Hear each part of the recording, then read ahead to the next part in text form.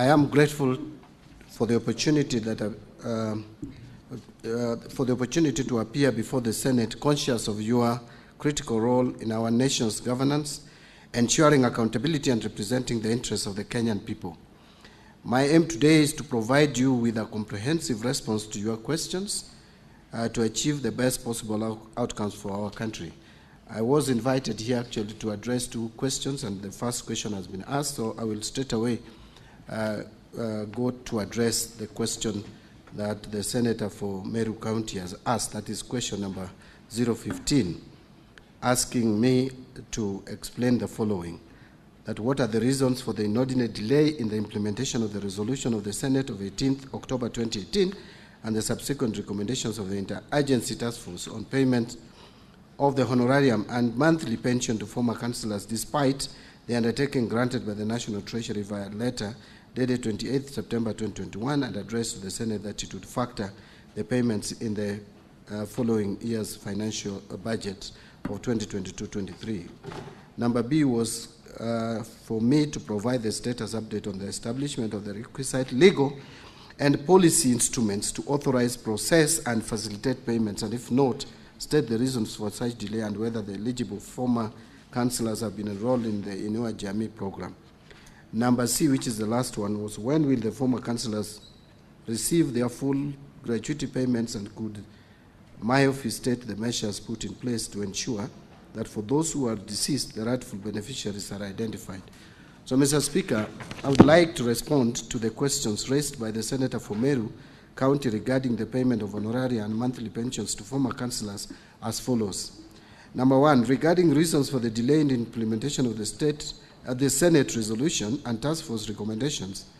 Mr. Speaker, the delay is in implementing the Senate resolution of 18th October 2018 and the recommendations of the Interagency Task Force on the payment of honoraria and pensions to former councillors has been primarily due to legal constraints.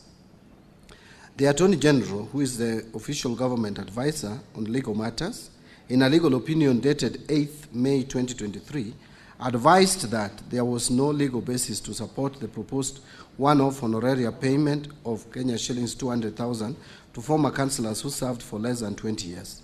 The opinion also referenced circular number 13894, issued by the then Ministry of Local Government, which limited pension or gratuity payments to councillors who had served continuously for 20 years or more as of 13th December 1993. Furthermore, the legal advisory highlighted the absence of a structured formula to determine benefits, given that councillors were not salaried or were not being paid salaries, but received allowances that varied across different regions. Consequently, implementing the proposed payment of 2,383,800,000 to about 11,919 former councillors lacks the necessary legal and policy foundation. The second question was the status of legal and policy instruments to authorize and facilitate the payments. Mr. Speaker, given the legal constraints that I've just mentioned, the National Treasury has considered an alternative approach through the Inua Jamii program, which is designed as a social protection initiative for elderly citizens.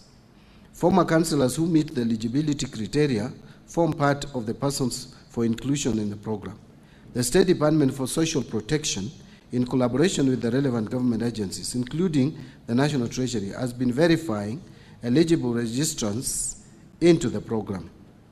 We shall collaborate with the State Department for Social Protection to identify the number of former councillors already enrolled and facilitating the registration of those who have not yet been enrolled. In addition, the National Retirement Benefits Policy, which was approved by the Cabinet in October 2023, also aims to provide a harmonized framework for administering retirement benefits across all sectors. This policy will guide future considerations on the retirement welfare of various categories of public service workers, including former councillors, by ensuring a structured and legally sound approach to retirement benefits. To further strengthen the legal framework, the government established a multi-agency committee on 17 September 2024 to review and align public service pension schemes with the Constitution of Kenya 2010. This committee is expected to provide recommendations on how best to address pension coverage for different categories of public service workers in a sustainable and legally compliant manner. On timelines for full gratuity payments and measures for identifying beneficiaries of deceased councillors, Mr. Speaker, in light of the legal challenges, the National Treasury will engage the Office of the Auditor General to conduct a forensic audit of the 328 former councillors who were initially identified as eligible for benefits. This audit will verify those who are still alive and identify rightful beneficiaries for those who are deceased. The findings of this audit will guide the next course of action in ensuring that only eligible former councillors or their rightful beneficiaries are considered under existing government social protection mechanisms. Mr. Speaker, the government remains committed to addressing the welfare of former councillors within the confines of the law and available resources. While the initial recommendations of the Senate and Task Force lacked legal backing, the alternative approach through Inua Jamii, coupled with the broader national retirement benefits policy, seeks to provide sustainable and legally sound interventions for retired public servants. I submit. Yes, Senator Kathuri, you have any supplementary question?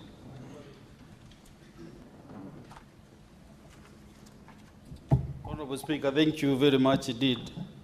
Honorable Speaker, this is a matter of national interest. And if you can indulge us, maybe you can give us a bit of time to ventilate on this matter, Honorable Speaker. Honorable Speaker, this matter was canvassed during the last Senate. And I'm happy that the member who raised that matter is in this House. There is for the Senate. Honorable Minority Leader. Honorable Minority Leader. No, I wanted to catch the ear of the Speaker because for sure this is a matter of national interest, Honorable Speaker. And we want to, maybe if you can give us some indulgence, especially when asking the supplementary questions, because our former colleagues, councillors, have really given an input to this republic. They actually laid the foundation where today we lay our legs on. So, Mr. Speaker, with your indulgence, maybe the senators who might be interested, you can give us some leeway to really ask the right questions because those councillors have no other forum except this House, especially the Senate, so that we can canvass this matter. And Mr. Speaker, I want to thank Dr. Mwangi for availing his time also to appear here on behalf of almost 1,500 councillors as their chairman. So, Mr. Speaker, you can see the interest that this matter has. And therefore, first of all, I want to inform the CS that the payment of these councillors was an undertaking by Honorable Ambassador Ukulatan, who was the CS, National Treasury and Planning. And this matter came through this House, Mr. Speaker. What we are trying to unlock today is the resolution of the Senate on the 18th of October 2018. When this matter was canvassed here, the matter was raised by the one and only the Senator for Kitui, who is by God's grace, he is present in this House. Senator Kathuri, just proceed to ask your supplementary question. Because the dashboard Speaker, is full here, and the more you... It is the first time we are hearing that there was another legal opinion which was sought with the AG, and the AG gave an opinion that there was no legal basis for payment of these honorarium or the pensions to these councillors, Mr. Speaker. That was last year, 2023. So from the time this matter was canvassed up to the 2023 legal issue that the AG raised, we don't know what happened and who is this trying to frustrate the councillors. Mr. Speaker, it is actually, if there is no legal basis, it is the AG who should work tirelessly to ensure that we have a legal framework to give them their pension or whatever they worked for. So, Mr. Speaker, the CS, I don't want my former colleague to go into this route that is the one who has not been able to pay the councillors. he has been unable Senator Gathuri. to pay. Okay. Senator for Meru, Senator Gathuri. What is your question to the Honorable CS? My question is, Mr. Speaker, is that I have fully stated my stand that it is the first time again this matter is arising. Even the chairman is not aware about the legal opinion by the AG. I don't know who sneaks these opinions so that these people don't get money. A very little money, less than even 200 million, Mr. Speaker, sir. This country is ashaming itself. These are former leaders who really need support. They don't have even money to pay for SHA. Because I met the former councillors from Meru. Very old ones, they have even no 300 shillings to pay for SHA. And then there is a group somewhere which is frustrating them not to pay them 200,000 per councillor, those who served for less than 3 terms. So, Mr. Speaker, my question is to reform back the Treasury.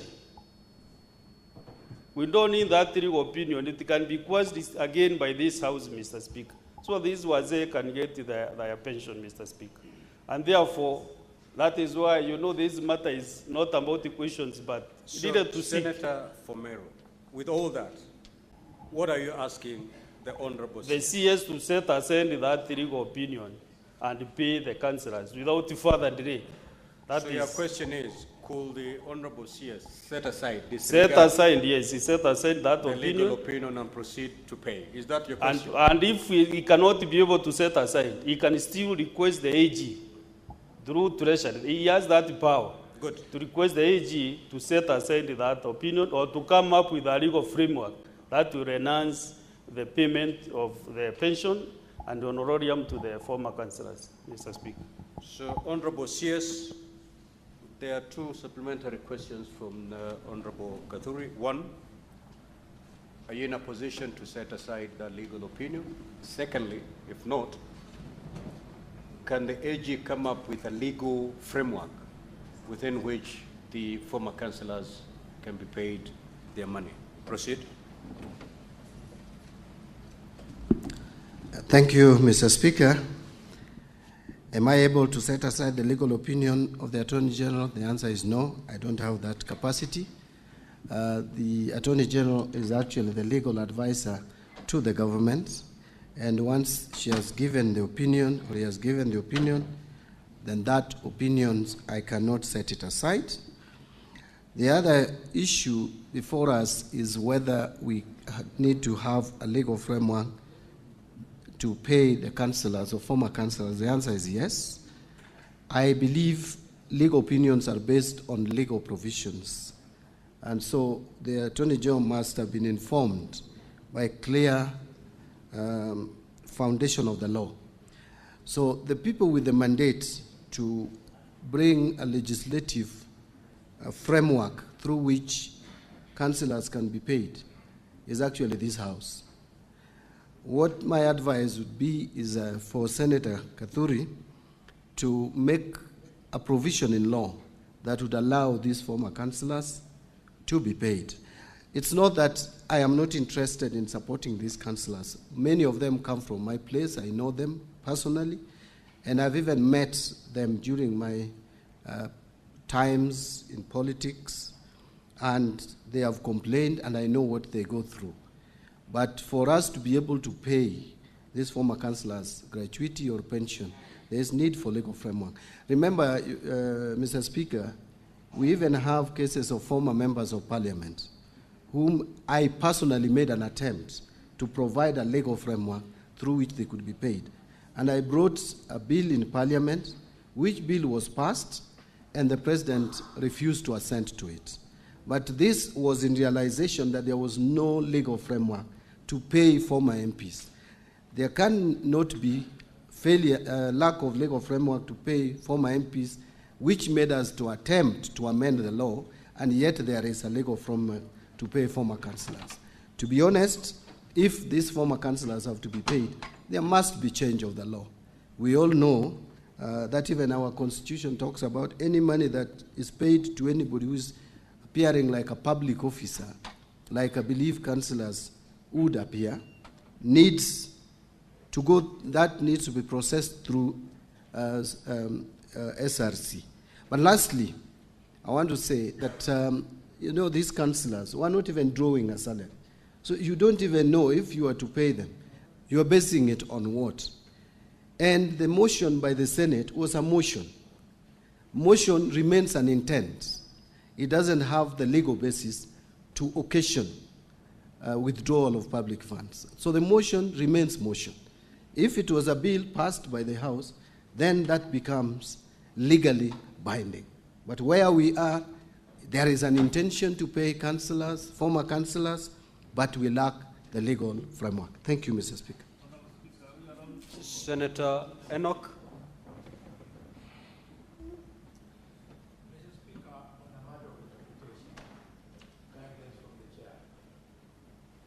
What guidance are you seeking, Senator, for Kakamega?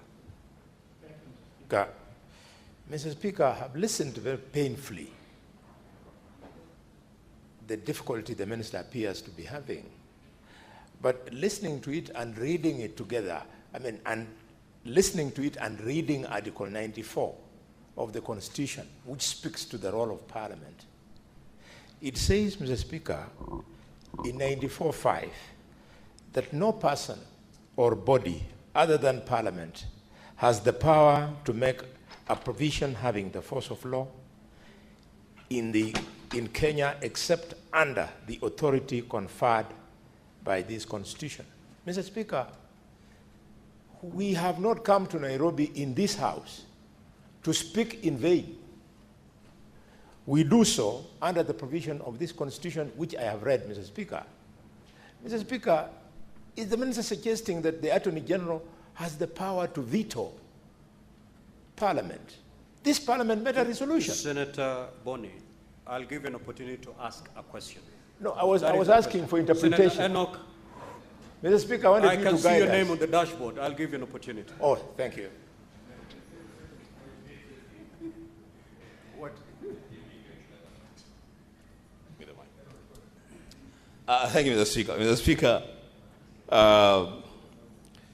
clearly for my brother, my friend, my colleague, Waziri Mbadi, the shoe is clearly on the other foot. That's very clear.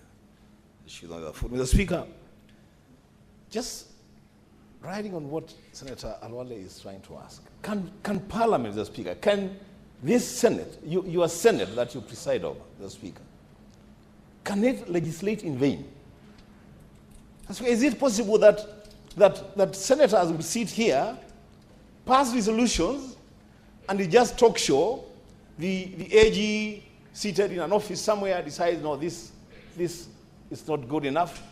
Mr. Speaker, the question is, so when the minister received that advisory opinion from the AG, when did he write to you, Mr. Speaker, to tell you that we have received, you made a resolution on this date, we have received an advisory opinion from the AG on this day, and so please act accordingly? Mr. Speaker,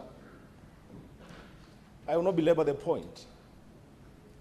The CS fought with me on this matter when he was pushing the agenda of former members of the National Assembly to be compensated. And in front of the Speaker, as I go to sit down, I have a message for the CS from one former member of Parliament from Kitui East, Honorable Mweu. He is still seated waiting for the day that this administration will live up to its word, that the things that had been done wrongly will be done right and people will get their rights under this administration. The Speaker, can your house legislate in vain? So is that the question to me or to the Honorable CS? The Speaker, it's just a clever way of getting you to be agitated because somebody is trying to say that you can sit on that chair, preside over a motion, a resolution, the Speaker, push ministries to sit down and come up with a solution to a problem, and then one person, just by a stroke of the pen, says all that we have done is in vain. The question is to the CS, can this house, can any house of Parliament legislate in vain? Senator, to inform who, Honorable? Whom do you want to inform? Actually, it's the House. Proceed. Mr. Honorable Speaker, the CS has not given the right answer because, number one, this was not a motion, Honorable CS.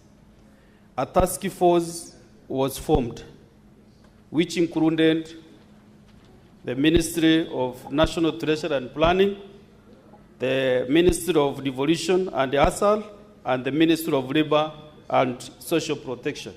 So, Mr. Speaker, an interagency task force on payment of honorarium and monthly pension to former councillors was formed so that also to go and negotiate with them. And they negotiated and they agreed on what should be paid. The multi-agency, interagency task force gave proposals and the 3 CSs appended their signatures in this report that I will table to this House. Yeah? So the 3 CSs who appended signatures to the amount of money that was being paid to the councillors are 1, CS, National Treasury and Planning. Number 2, that was Ambassador Ukulatan. Number 2, Honorable Eugene Wamarwa, who was the CS then of Ministry of Devolution and ASAL, and Honorable Simon Chelugui, who was the CS Minister of Labor and Social Protection. So it is a negotiated package and agreement which was to be provided. And they understand in the year 2022-2023, that is when their monies were to be put into the budget. So, Mr. Speaker, we are not talking of a motion, but a resolution which was communicated now to the clerk of the Senate, from National Treasury and Planning to the clerk of the Senate, and advising the Senate what the interagency task force agreed. And this is a property of the Senate, Mr. Speaker. So we are not talking of a motion passed by the House. It is a resolution from an interministerial task force. So, Mr. Speaker, I want to table this resolution to the Senate so that as we discuss, this matter is not going to be discussed and then we say today we are finished with the CS, but we must review this decision, Mr. Speaker. Thank you for giving me all these indulgences, Honorable Speaker. Table. Senator for Mombasa. Honorable CS, just note down the questions. You respond them at one go. Asante Mheshimiwa Spika. Nakumbuka mwaka jana wakati kwa kamati ya fedha ya bunge hili, waziri wa zamani wa fedha na hazina alikuja mbele ya komiti wakati tunajadili budget policy statement, na akakomiti kwamba hizo pesa ambazo watakana kulipwa madiwani wa zamani zitawekwa katika bajeti ya mwaka 2023 24-25. Sasa je, ni sawa mawaziri waje katika bunge hili na kamati zake kutoa maelezo ama kutoa majibu ambayo hayalingani? Kwa sababu Profesa Njuguna Ndungu alikuwa ni waziri wa fedha na hazina kuu ya serikali ya Kenya Kwanza. Leo tuko na waziri Mbadi. Je, ni sawa mawaziri kuja na majibu tofauti katika bunge hili? Leo wanakuja wanasema hivi, kesho wanakuja wanasema vile. Asante. Senator Boni.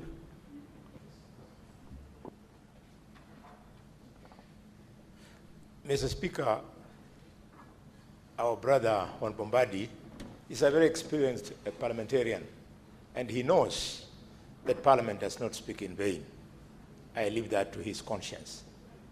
But having said that, Mr. Speaker, the former councillors of Nandi County, Uasin Gishu County, and Kakamega County came to see me formally. And they told me that the president had met them and made a commitment just before he won the election that he would ensure this promise by the Jubilee government would be implemented by the... No, that interministerial was during the Jubilee government. That he was aware of that task force and that decision he would implement if elected. Since God has been very kind, President Ruto is now the president, and he committed himself to these councillors. Can the minister undertake, as the financial advisor to the president, to go and make the necessary consultations so that the promise of the president and the expectations of the former councillors converge? We pay our old people. After all, if we pay this 200 million, it's a form of financial stimulus. They will spend the money in public and the economy will be vibrant in their villages, Mr. Speaker. Senator Olekina.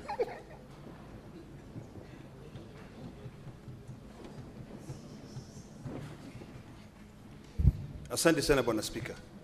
Bwana Spika, ningependa kufahamu kutoka kwa waziri wa fedha. Je, ni lini jambo ambalo walizungumzia na wakakubaliana kama waziri wa fedha, waziri wa kazi, labor, na pia there were 3 of them, walikuwa watatu, na waziri wa ugatuzi, wakakubaliana kweli kwamba wanakwenda kusubmit ama kupeana cabinet memo ili pesa ambayo ilikuwa bilioni 2,600,816 iweze kuwekwa katika bajeti ya mwaka wa 2023 na 24 ili iweze kuwalipa councillors wa zamani ambayo walikuwa 11,909, na pia milioni 218 iweze kulipa councillors ambayo walifanya kazi zaidi ya term 3. Ni lini, je, ni lini mambo ilibadilika ambaye katika seneti hii? Mheshimiwa, najaribu kuongea Kiswahili kabisa ndio councillors waweze kuelewa. Ni lini hiyo ilibadilika ambaye seneti hii inaweza pronounce itself, sijui inaitwaje kwa Kiswahili, kujieleza kupitia namna mbili. Ya kwanza ni wakuwa na ile mkataba motion, ya pili ni wakipitisha sheria.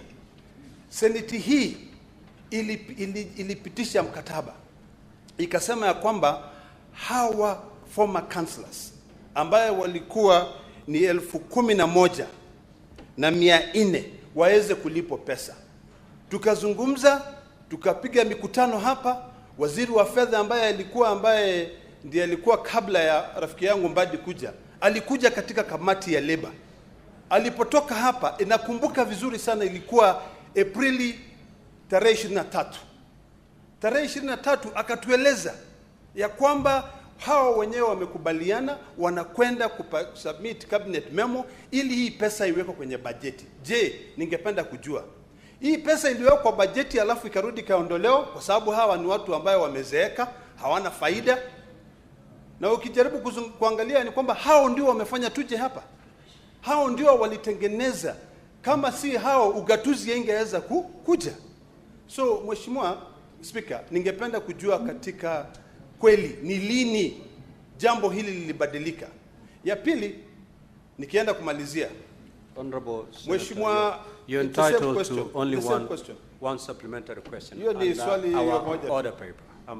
No, under our standing orders. Mheshimiwa Speaker, hiyo ni swali moja, swali ndio ngumu. Naomba tu nikubalie kwa sababu kama ningekuwa naeleza na Kizungu ingekuwa imeflow vizuri. Conclude.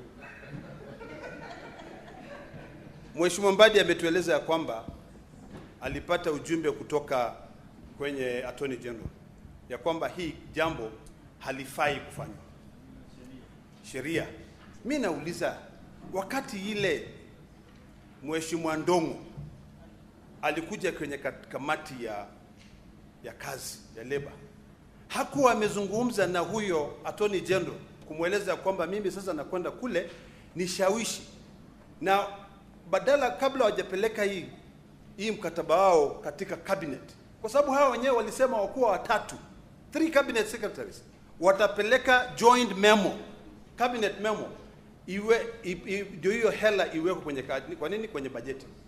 Ni lini hii ilibadilika? Ama ni ile mchezo ya paka na panya ambaye inakimbia hivi Leo tunasema tunapatia hawa, lakini kwa sababu hawana ile siasa, political clout, wanatupwa nje. Mheshimiwa Spika, ningependa kujua, kwa sababu maisha ya hawa former councillors ni maisha ambaye lazima tuwapiganie, kwa sababu leo hii Mheshimiwa Mbadi akisema ati tunabadilisha tuweke kama inua jamii, hiyo itakuwa ni discrimination. Kweli unawezaje kusema na inua jamii ya councillor nampa 1,200 na pia naenda kuinua jamii ya baba ya Ledamo unampatia shilingi 2,000? Hiyo kweli inawezekana? Hiyo kweli, je, hiyo ni ungwana? Asante.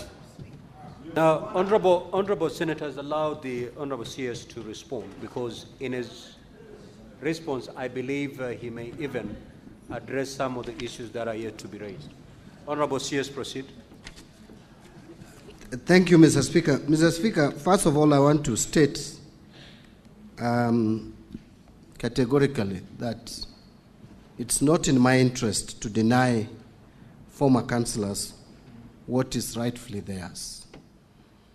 What I'm emphasizing on is, yes, it is desirable to pay these former councillors. Many of them are suffering, having served this country and having been in public offices and respected personalities in their right in this country. But we must do it within the law. Now, I have been asked by Senator Wambua a few questions, I think about two. One, whether the House can act in vain. My answer is no. The House should not act in vain. Did we write to the Speaker? Senator Eddy and Senator Fogarisha, kindly. Did my office write to the Speaker on this matter or the opinion of the Attorney General? Unfortunately, I don't think we did. We didn't write to inform the Speaker. So the question here that has been asked is, there was a task force that was set up and the resolution of the House. First of all, let me start with the task force. Is the report of the task force binding? My understanding is no, it is not. Why? Because the Constitution, which Senator Boni Aluale mentioned, provision number 94, or Article 94(5), says no person or body, including task forces, other than Parliament, has the power to make provision having the force of the law in Kenya, except under authority conferred by this Constitution or by legislation. I am yet to see the provision in our Constitution or any written law passed by this Parliament which has authorized a task force formed to approve payment to former councillors. If there is that provision, I would obey and pay. Make provision in our budget and pay, but there is none. So that task force remains a task force. Its report should be implemented procedurally, which has not.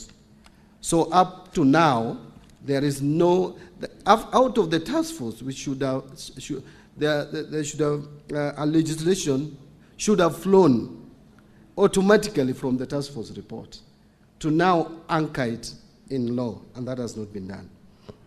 Now, on a question by Senator Faki,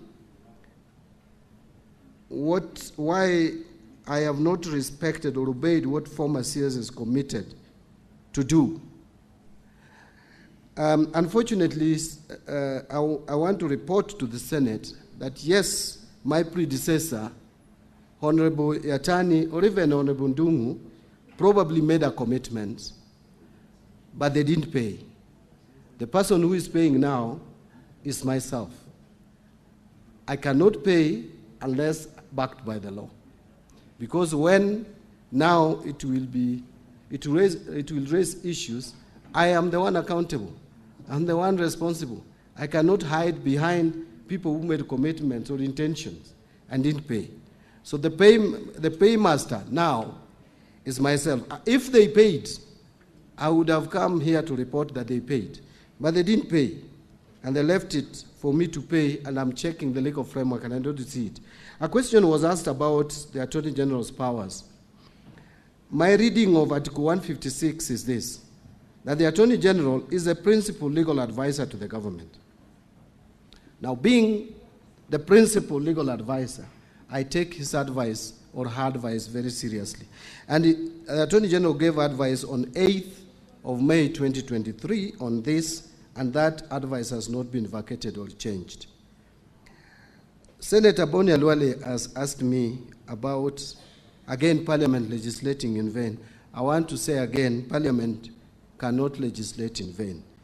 The only thing that I said is, and we have been in this House with Senator Boni Alwale for a while, we know the power and the force that a motion has and a bill, an act of Parliament. A motion usually, and by the way, this has been the legislative practice, that if you want a bill to pass easily, you craft it in a motion. That motion is debated, and once you succeed with the motion, then you follow through by generating a bill to actualize your motion. How I wish that Senator Wambua, who raised this matter, brought it to the House through a motion, followed through by bringing a legislation to anchor whatever the House resolved into law to allow for payment. If that is done, I will definitely obey the legal framework. As to the President's commitment to pay the councillors, I want to again read Article 94 of the Constitution, that no person, and there is no exclusion here, no person or body, whether President or anybody else, other than Parliament, has the power to make provision having the force of law in Kenya, except under authority conferred by the Constitution or by legislation. I am yet to see where power has been given to the President to give authority for payment that is not anchored in law. So what I would advise is if the President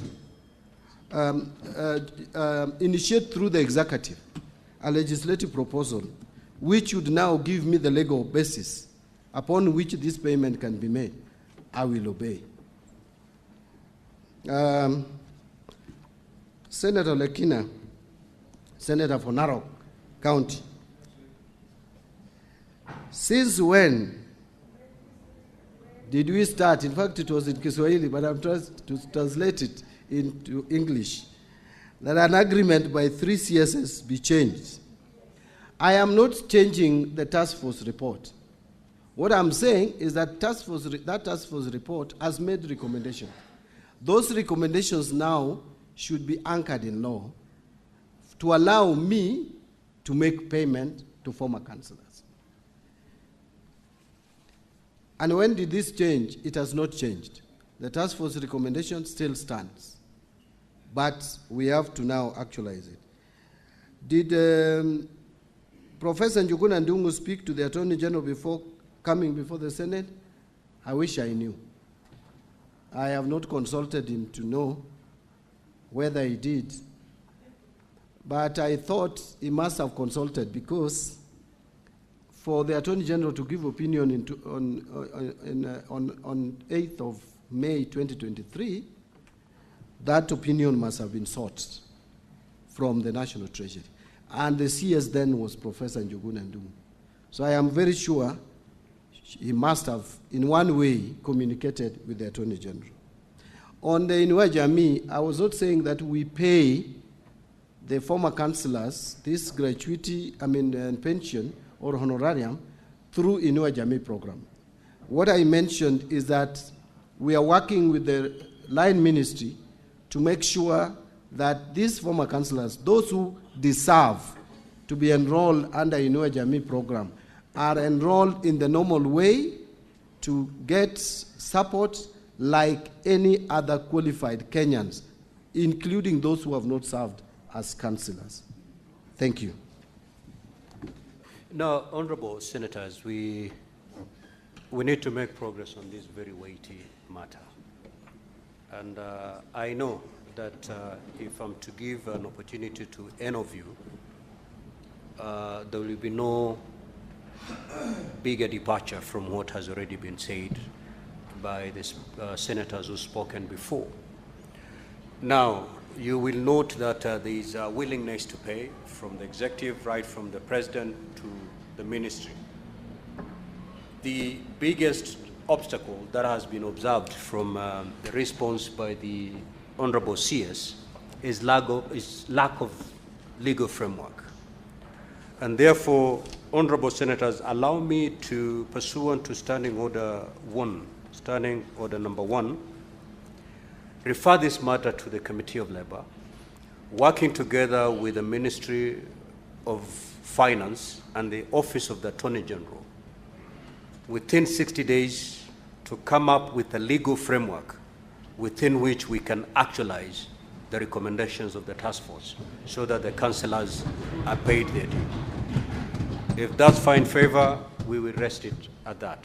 So, Honorable CS, this matter has now been referred to the Labour Committee, which will work with you and the Office of the Attorney General to come up with a legal framework within which the former councillors can get their dues. We'll leave it at that. We will now move to the second question directed to, yes.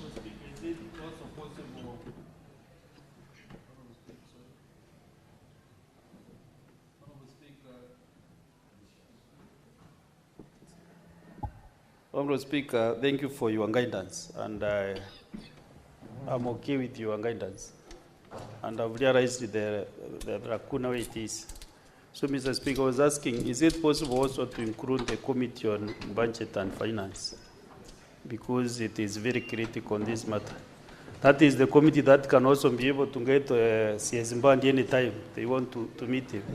Otherwise, Labour does not know the corners of Treasury more than the Committee on Budget and Finance. And also it is a finance matter, Honorable Speaker, so it is better also that committee to be involved. Very well. In fact, 3 committees will work together with the CS Treasury and the Office of the Attorney General, the Labour Committee, JLAC, and Finance and Budget. And we need that report to be laid before the Senate within 60 days. The earlier, the better. We move to the second question. Question number 25. Senator Boni, proceed. Yeah, thank you, Mr. Speaker. Mr. Speaker, I rise to ask question number 25 as in the order paper. And Mr. Speaker, allow me to congratulate the Minister for the candid manner in which he has handled this matter of gross national importance. Thank you, Mr. Speaker. Mr. Speaker, could the Minister provide a list of programs in Kenya relating to education, food security, governance that were being implemented by the United States Agency for International Development, USAID, at the time of freezing of foreign assistance from the United States of America? B, Mr. Speaker, what is the total funding requirement for each of the said programs, and could the Cabinet Secretary specify the amount of funds that USAID was projected to provide in the financial year 2024-25? C, what interim measures has the government put in place to address the funding gap that has emerged as a result of the freeze of foreign assistance from the US to ensure continuity of the critical services? And finally, D, could the Cabinet Secretary also outline the government's long-term plans to reduce reliance on foreign aid and to ensure sustainability in financing for the critical programs in sectors such as education, health, food security, and governance? I thank you. Cabinet Secretary.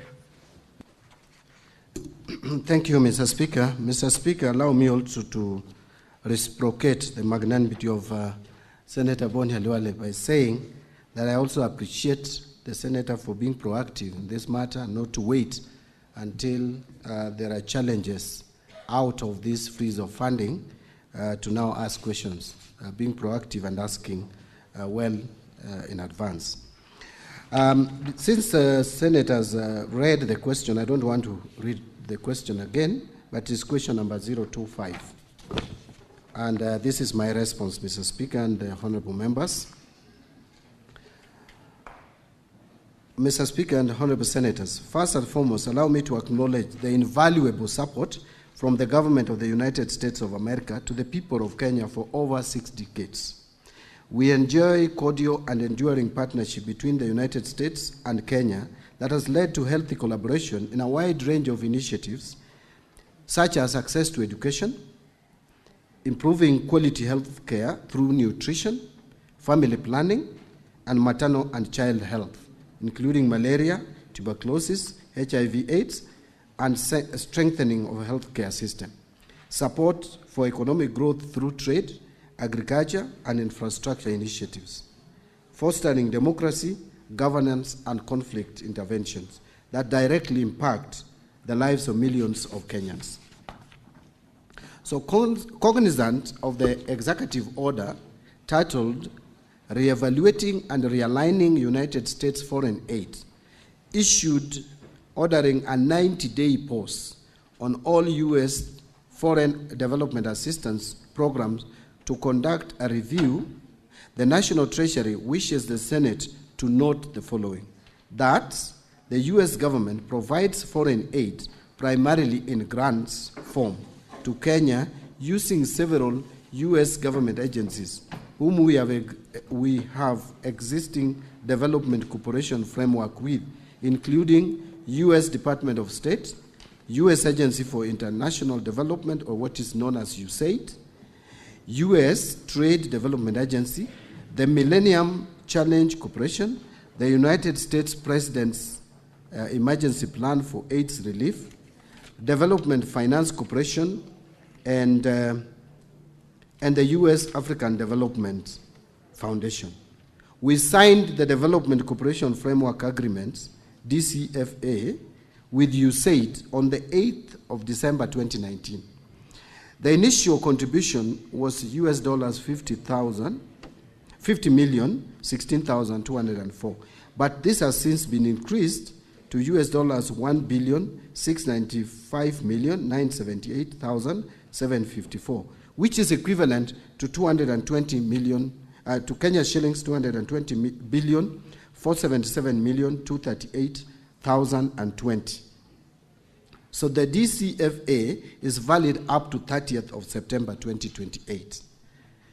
Mr. Speaker, with those highlights, now I wish to respond to the question number 25 by the Senator for Kakamega County, Senator Boni Halwale, as follows. On the question of could the Cabinet Secretary provide a list of all programs in Kenya relating to education, food security, and governance that were being implemented by the United States Agency for International Development at the time of freezing of the foreign assistance to the United States of America. I wish to state, Honorable Speaker, that attached to my written response is the list of the United States Agency for International Development, or USAID-funded programs in Kenya relating to education, food security, and governance, which are appended as Annex number 1. And under education, if you go to that annex, it's page 14, my submission. I hope all members have it, or the members who have this response from me have them. Under education, there is US dollars 22.3 million, and I've highlighted where this money would be spent: training of teachers to enhance reading instructions, providing support to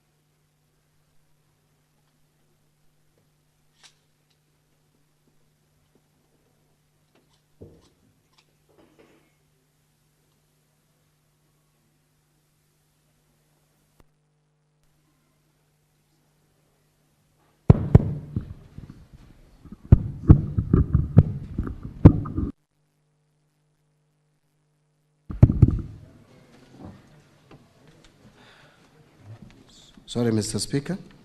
Maybe I continue.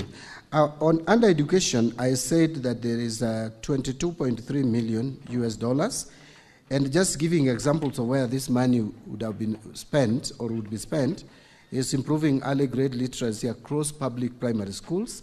I want to single out that there was support for to public TVETs in Kilifi, Mombasa, Nakuru, and Machakos to align training to industry needs, providing scholarships to youth to attend TVETs, and support for the newly established Open University of Kenya to build systems for instructional delivery and establish partnership with private sector and universities in the US and globally. So that is those are the areas where the education money was going to. Under governance, a number of issues being dealt with, but the amount that was available for this was 8.6 million USD. Under food security, it was a little higher, 128 million, and that is equivalent of 16.5 billion shillings. This was supporting a number of NGOs, supporting programs including Dadaab and Kakuma refugee camps, supporting improved farming practices, supporting county governments, NGOs, and UN agencies, and especially in ASAL areas, in providing foods and relief to over 2.5 million people. So, and the details are there, Mr. Speaker. The second question, what is the total funding requirement for each of the said programs, and could the Cabinet Secretary specify the amount of funds that you said was projected to provide in the year 2024-2025 financial year?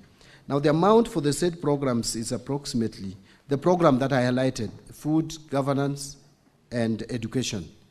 Those ones, the said programs is approximately 158.9 million US dollars, equivalent of about 20 billion Kenya shillings, while the total assistance, including health and the others, is approximately US dollars 405.4 million, which is about Kenya shillings 52 billion. For the financial year 24-25, from USAID, which, as I've indicated, includes other sectors such as health, economic growth, water, and environment. Now, Honorable Speaker, it's important to note that while official government assistance, or what is known as ODA, from USAID is aligned to our medium-term plan and supplement government investments and largely benefits the people of Kenya. USAID contracts implementing partners, that is both international and local, are entities who bear the fiduciary responsibility, because this funding is implemented by implementing partners. The money, as I will state, does not come to our budget. Therefore, USAID support is not reflected in the budget. The National Treasury plays a subsidiary role in facilitating tax exemptions. So that is something worth noting, that this has been off-budget financing from USAID. However, provides very critical services. Now, what interim measures has the government put in place to address the funding gap that has emerged as a result of the freeze of foreign assistance from the USA to ensure continuity of critical services? My response is as follows. Regarding the interim measures to address the funding gaps resulting from the freeze of foreign assistance from the USA, the government has taken the following steps to ensure the continuity of critical services. With the affected state departments, we are conducting a review of our existing budget allocations to prioritize funding for essential services in sectors such as health, education, governance, and food security to be included in the budget estimates supplementary 3 if it becomes very necessary, because if this funding stops abruptly and there are critical areas, we cannot wait for the 2025-2026 budget. Likewise, county governments are also expected to act accordingly to ensure uninterrupted service delivery for devolved functions. We are also engaging with other development partners to explore opportunities for additional funding and technical assistance to plug the gap. For instance, the Universal Healthcare Agenda reforms under the Social Health Authority, SHA, vulnerable populations will gain access to a broad spectrum of benefits, including screening, dialysis, kidney transplants, essential medications, and vital medical equipment, and plug the gap by some of the interventions that were being performed by USAID. The other question was that could the Cabinet Secretary also outline the government's long-term plans to reduce reliance on foreign aid and to ensure sustainable financing for critical programs in sectors such as education, health, food security, and governance? And this is my response, Mr. Speaker. Like you have observed, this administrative action has actually exposed our vulnerabilities and calls for concerted efforts to address them to ensure Kenyan self-reliance. Our Vision 2030 overarching goal is to transform Kenya into a newly industrializing, middle-income country, providing a high quality of life to all Kenyans or citizens. The journey to self-reliance requires broad-based economic development. The government is implementing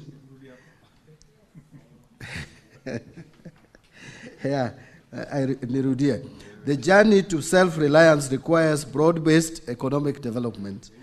And the government is implementing policies, programs, projects, and interventions in the bottom-up economic transformation agenda to enhance agricultural transformation, support macro, small, and medium enterprises, provide affordable housing and settlement, achieve universal health care, and support growth of digital superhighway and creative economy for job creation. Mr. Speaker, in this year's budget policy statement, which is titled Consolidating Gains and a Bottom-up Economic Transformation Agenda for Inclusive Green Growth, we have outlined the fiscal consolidation measures to reduce public debt vulnerabilities while providing fiscal space to deliver essential public goods and services. Fiscal consolidation will be supported by concerted expenditure rationalization and revenue mobilization efforts. This will bring public debt on downwards path, consistent with Kenya's debt anchor. To boost revenue, emphasis will be placed on a combination of tax administrative and tax policy reforms that include strengthening tax administration for enhanced compliance through expansion of the tax base, minimizing tax expenditures, leveraging on technology to revolutionize tax processes, sealing revenue loopholes, and enhancing the efficiency of tax system, and focusing on non-tax revenues that ministries, departments, and agencies can raise through the services they offer to the public. The government will also sustain efforts to strengthen accountability, transparency, and a revenue mobilization path guided by the medium-term revenue strategy that makes tax regime more efficient, equitable, and progressive. These deliberate efforts will be put in place to strike a right balance between the need to create a stronger and more reliable revenue stream and the need to protect the critical masses who have been grossly affected by the prevailing macroeconomic shocks. To strengthen expenditure control and improve efficiency and effectiveness in public spending, the government will rationalize and reduce non-essential expenditure, roll out an end-to-end e-procurement system to maximize value for money, and increase transparency in procurement. Operationalize the Public Investment Management Information System to automate public investment management process, revamp the Public Service Pension Administration through digitization and re-engineering of the pension management system, and expedite governance reforms targeting state corporations. To strengthen public finance management, the government will fast-track the process of transitioning from cash basis to accrual basis of accounting to improve cash management and enhance financial and fiscal reporting, and entrench the adopted zero-based budgeting approach while finalizing the financial year 2025-26 budget estimate to reorient our budgeting and expenditure framework. The government will also operationalize the asset and inventory management modules in our IFMIS for all MDAs, and this will enable the government to have full visibility of all assets and inventory and facilitate optimal assets utilization and ensure idle and unserviceable assets are disposed in conformity with existing legal requirements. I want to add that most of these measures that I've already put here, Mr. Speaker, many of them are at their advanced stages of implementation. For example, the case of e-procurement, we are onboarding almost all MDAs by the beginning of next month, and we are doing a test run all the way to June 30th, and by July 1st, all MDAs, including county government, should be all onboarded into e-procurement system to make efficient, effective our procurement system and realized economy in the procurement. The case of actual accounting, already my committee is implementing it, which is headed by my PS. I delegated that to him, and is doing an excellent job, even in terms of inventory and investment management. So all these measures that I've pointed out here are already at advanced stages of implementation. They are just not thoughts, not wish list. They are not intentions. We are actualizing them. Now, to crowd in private sector in the provision of public services, the government will scale up use of public-private partnerships, framework for commercially viable projects. I know PPP has actually been scandalized. We are trying to revamp it and re-engineer it and rebrand it so that Kenyans may appreciate the PPP as an alternative to financing major infrastructural development, which would reduce pressure on our fiscal space. The government is also piloting a new human resource management system, which will be rolled out to all national government ministries and departments, as well as all county governments, in order to improve the management of the wage bill, including statutory payroll deductions.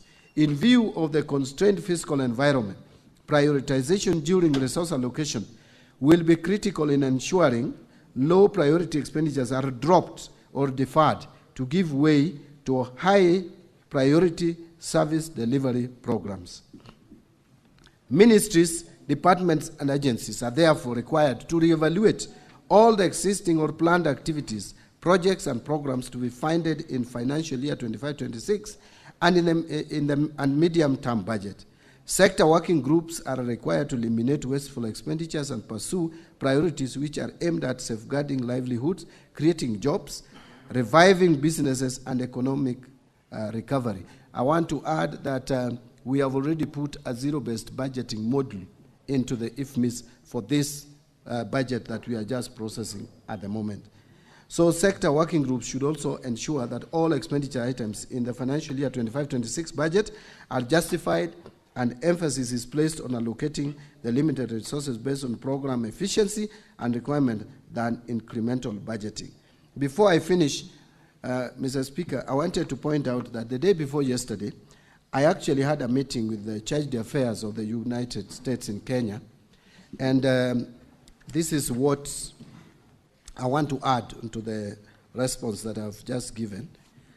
We discussed at length, and it is clear, as I said, that U.S. has been giving us support directly through implementing partners, not through the budgetary support. The programs out of this executive order, which have been running in this country, were about 100. With this executive order, the programs may reduce only to 15. So these are the areas that are going to be saved from the discussion I had with them, and I requested him to give me a write-up on what the impact of this executive order is, including areas that are not going to be affected, and he stated that life-saving interventions will not be affected. Emergencies like infectious diseases, e.g. Ebola, those ones will not be affected in terms of fund cuts. Emergency food assistance will also be preserved or not affected or saved. And finally, our mission in Haiti through our police force will also be supported still. So the executive order does not affect those areas: the life-saving interventions, emergency food assistance, and our mission in Haiti. Those ones will still continue to enjoy the U.S. funding.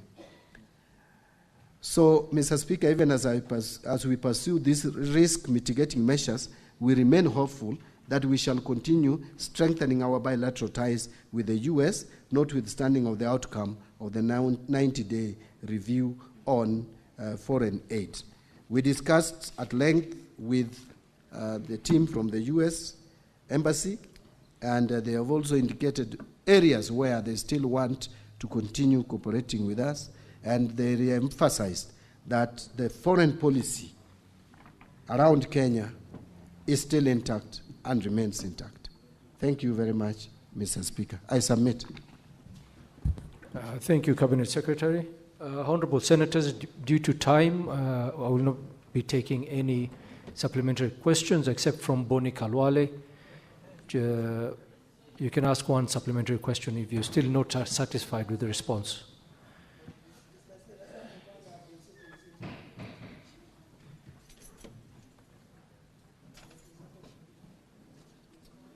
Mike, thank you. Mr. Speaker, I am satisfied with the answer that has been given by the Minister, and I want to regret, on behalf of the people of Kakamega, Mombasa, Nakuru, Kilifi, and Isiolo, that 1.1 billion shillings, which was earmarked for promoting accountability in delivery of services in those counties and reducing fraud and wastage and abuse of resources in the health sector, has fallen on its face.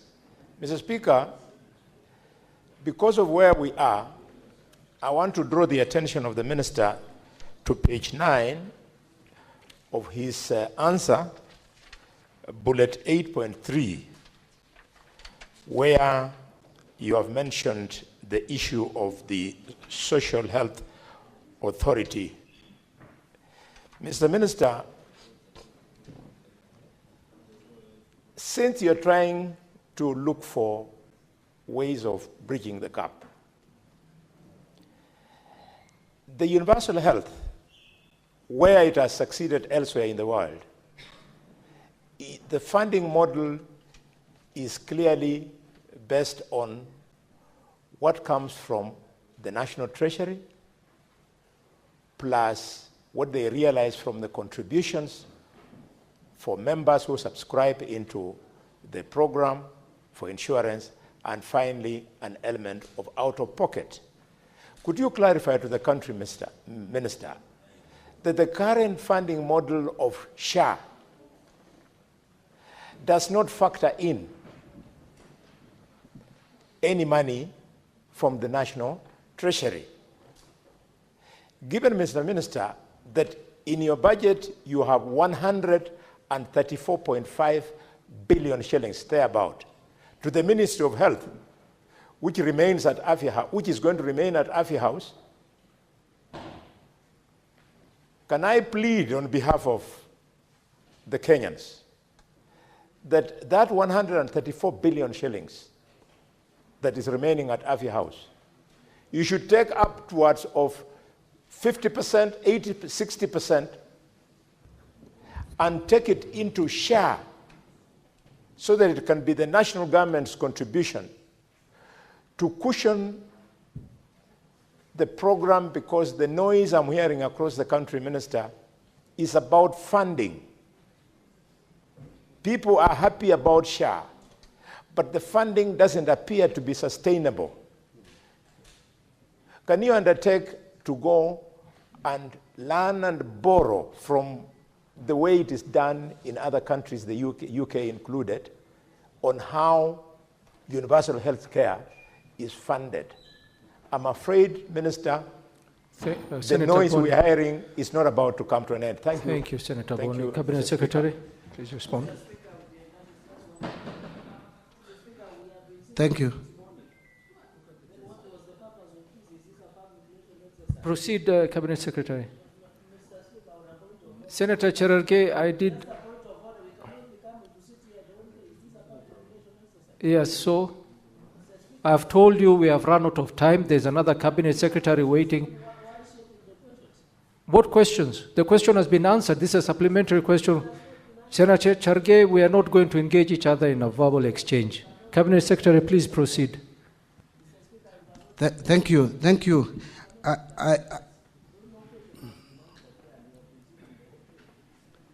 Thank you.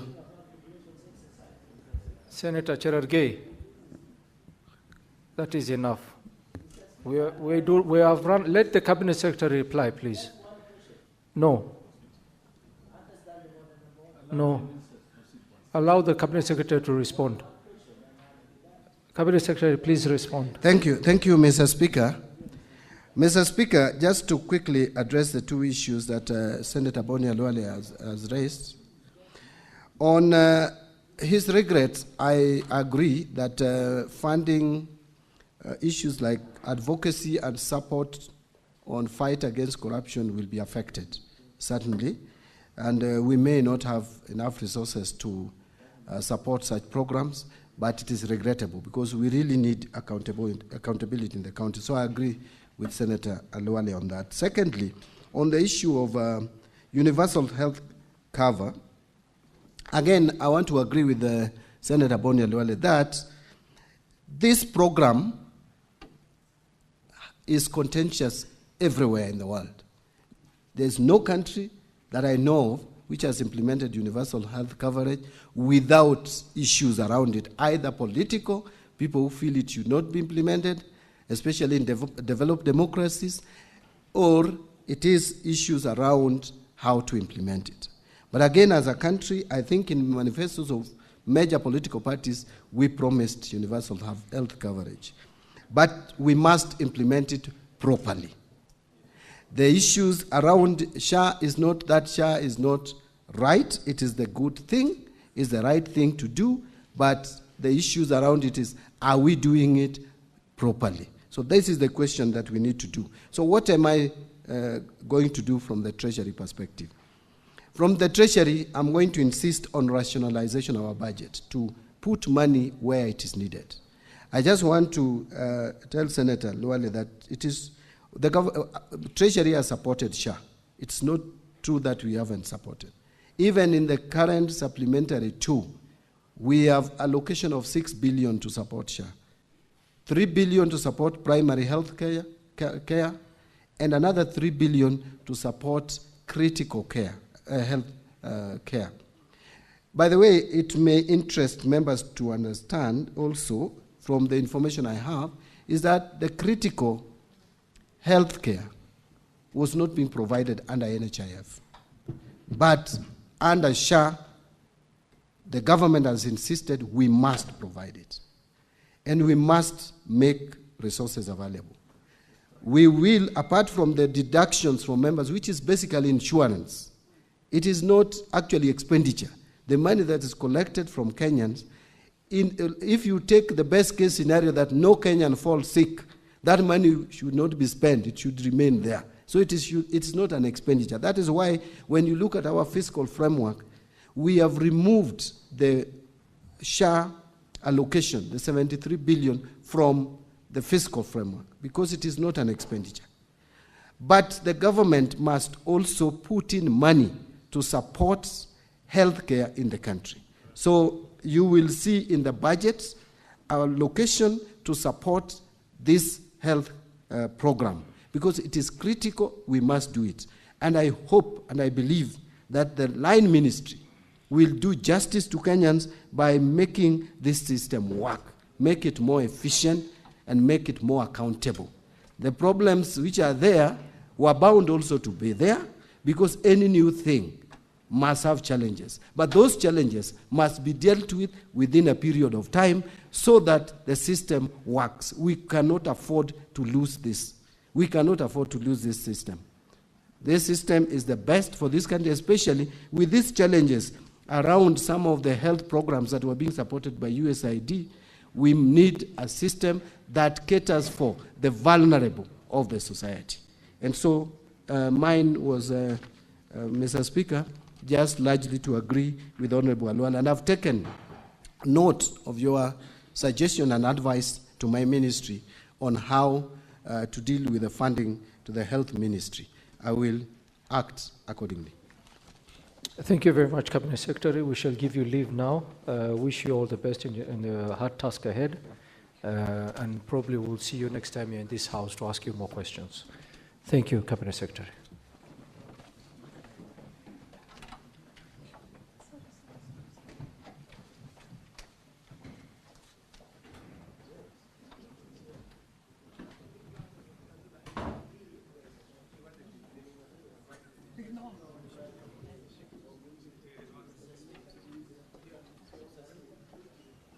Yes, Senator Cherargei.